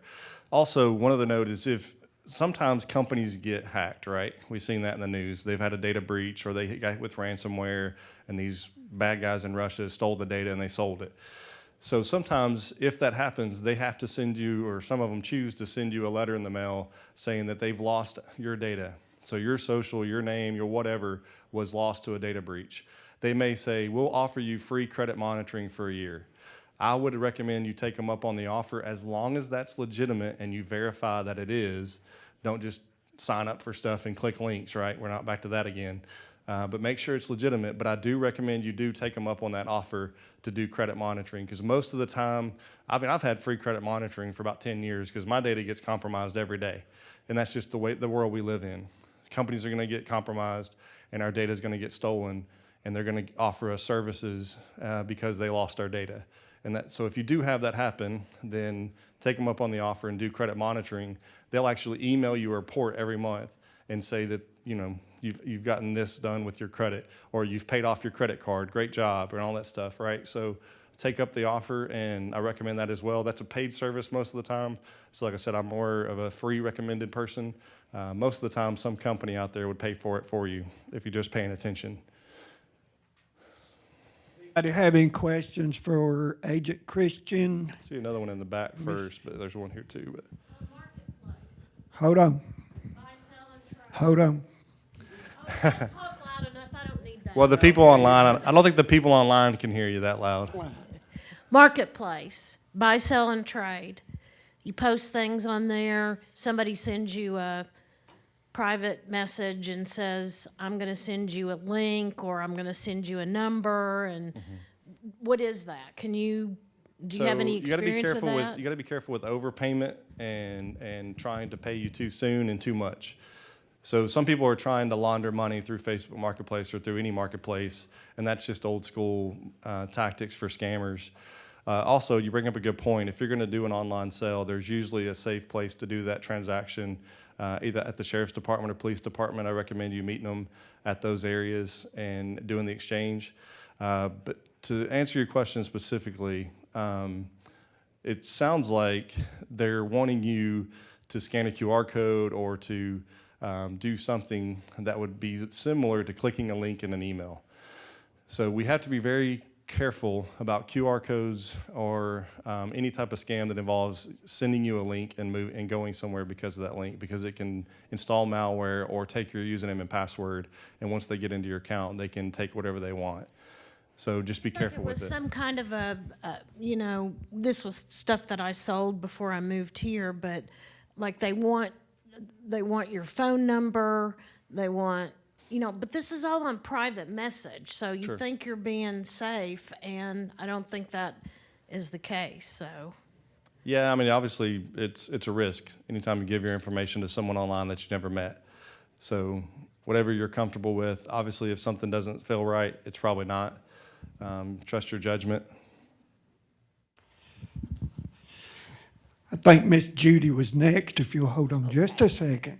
Judy McAllister. I'm just curious because I understand people looking at obituaries for information, but it seems like a lot of these people are being taken for a lot of money. Do they target people, or do they just kind of throw stuff to the wall and see what sticks? Yeah, we call it phishing because they cast a wide net. And it's not like they have access to bank accounts necessarily where they can see who has the most money. They just sit on the phone all day long. And that's where the phishing comes in, right? So they just cast a net and then fish as much as they can, and eventually they catch someone. And if they catch one a day at however much you're talking about, and all these stories you're hearing today, they're making a lot of money. If you want to watch some videos on YouTube, Hush Puppy was a very famous Western African scammer, and there's a lot of documentaries on him. You can also watch a show called Trafficked on National Geographic. It's a documentary about all these scams. So if you're interested in learning more and about the groups that are responsible and behind it and what they're thinking, we could talk all night long, I'm sure, but we don't have the time. So do your research and understand why these people do what they do and why they're targeting who they're targeting.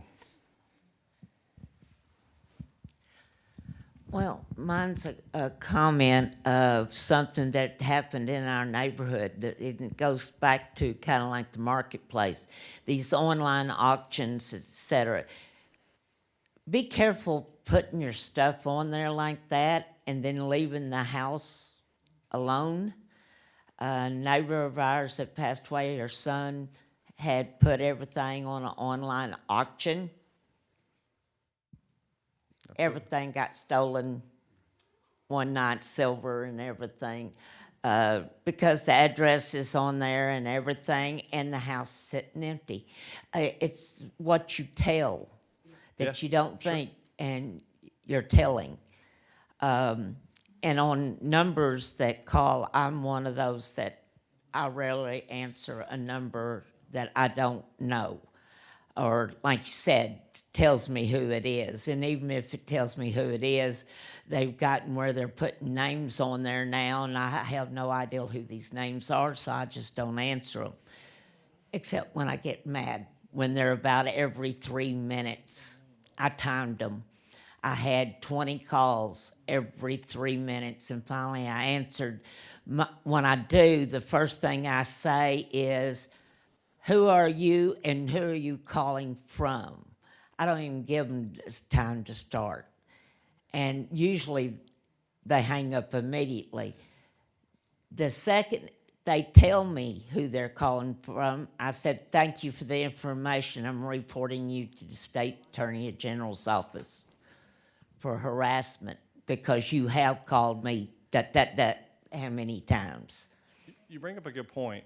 One thing to keep in mind also, we're careful about recommending Scam the Scammer. So I heard about the Scam the Scammer over here from the sheriff. It is very funny, and then we've got a lot of YouTube videos now that's very popular. I will advise against it, and because of the use of artificial intelligence, they're now capturing our voices and then using that back against us. So the more that you talk to a scammer, the more they're able to collect your voice and then use your voice to call your grandkids and then scam them, or to collect your grandkid's voice and then call you back using that voice. For $11, I can take any voice in here and make you say anything I want to say. So don't give your voice to someone that you think is a scammer. It used to be funny, and it was fairly safe because they couldn't do that with simple technology.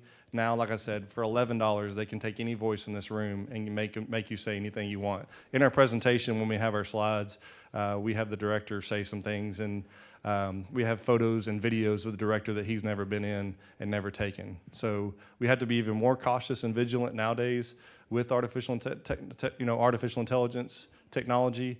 But I don't want you to be scared of it.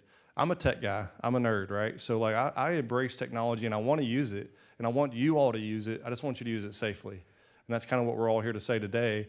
The more you know about these scams, the better you are going to be using technology and staying safe. So educate people how to stay safe rather than telling them not necessarily to get on. Well, some people don't need to be on the internet. I'm just going to say it. I heard some comments earlier. I get it.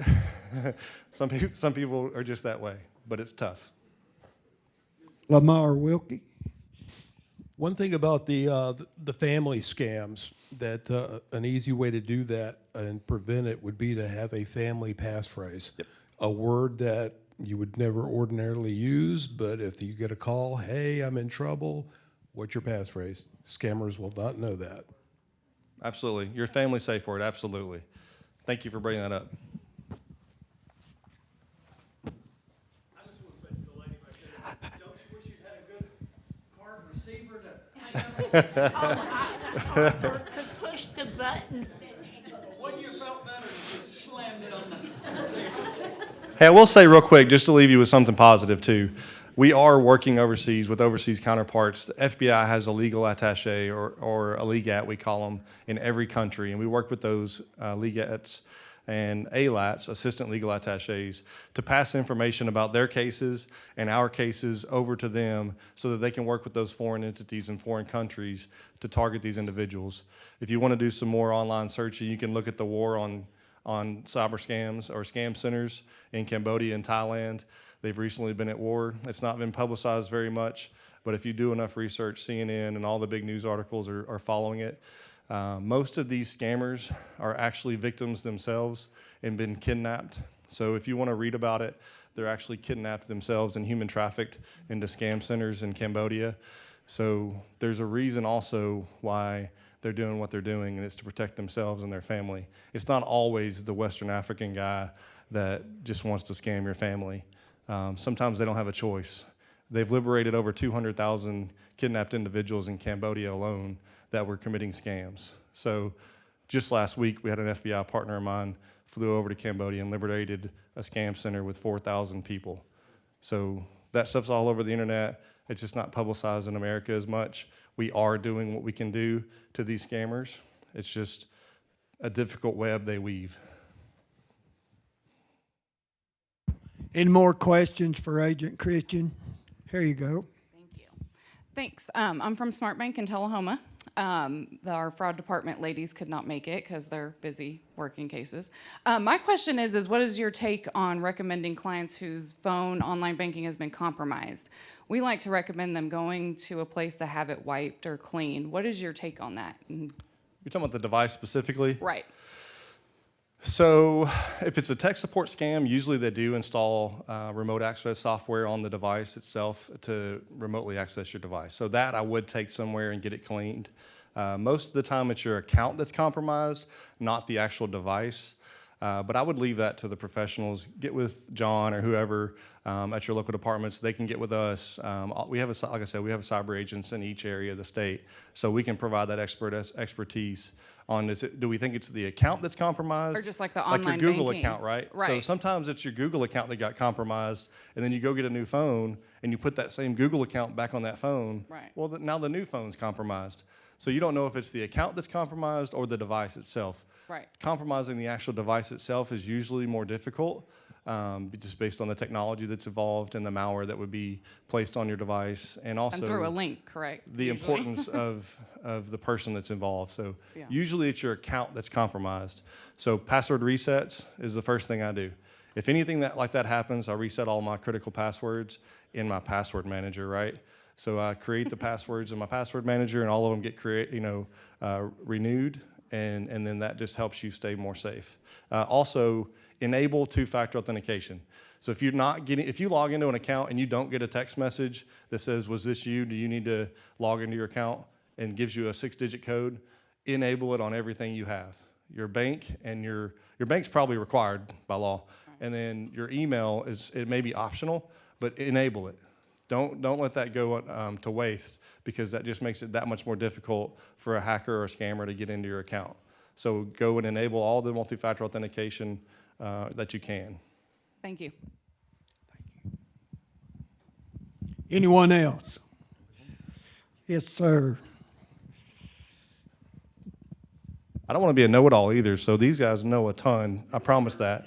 So they are welcome to jump in anytime you want.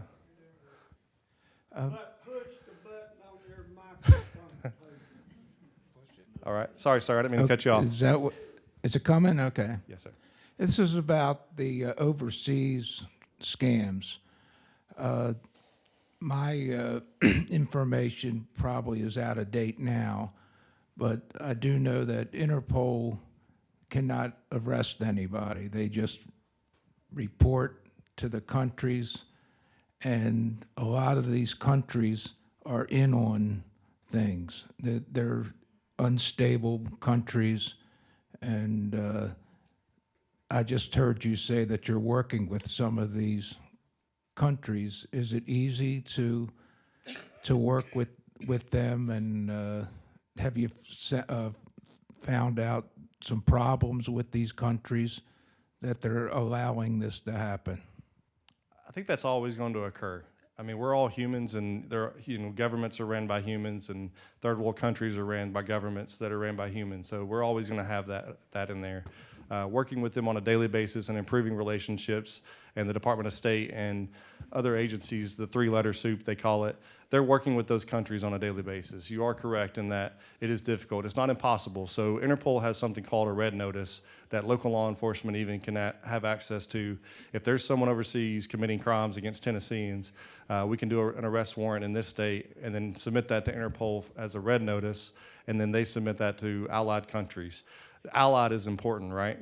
So there are non-allied countries like Russia and China and Iran and those countries that are kind of the big three, but there's more, that doesn't work with America that much. But people like to travel. People like to go to Disneyland. So eventually that person, that bad person will travel, hopefully, and then that's when we get access to that person. So I don't want to discourage you and say that we don't have access or can't arrest anybody overseas. We can. We do it every day. We do that with partnerships all over the world. A new program that Interpol started is the Silver Notice, and that allows law enforcement in this country and every country to target bank accounts of these scammers. So once we identify the scammer and we identify their bank accounts, we can now seize their bank accounts and bring that back into the countries where the loss occurred and distribute that as restitution. So luckily, that's a very new program. They've only used it 8 times so far, but you can read about that as well. That's called the Silver Notice. Anyone else? Thank you, Agent Christian. This is a great Give Nick a round of applause. Thank you for being here. Folks, we're a little bit over our time, but appreciate each and every one of you who have personally come here. We're all of us up here have been talking. We're really impressed with the turnout. We hopefully will get some numbers and some feedback from whoever may be watching online.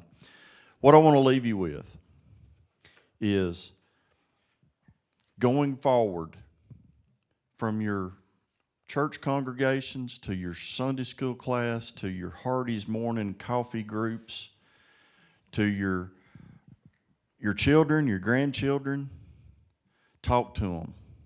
To your friends and neighbors that may be in assisted livings or nursing homes, talk to them. Talk to their children. Are you keeping up with Aunt Sally's stuff?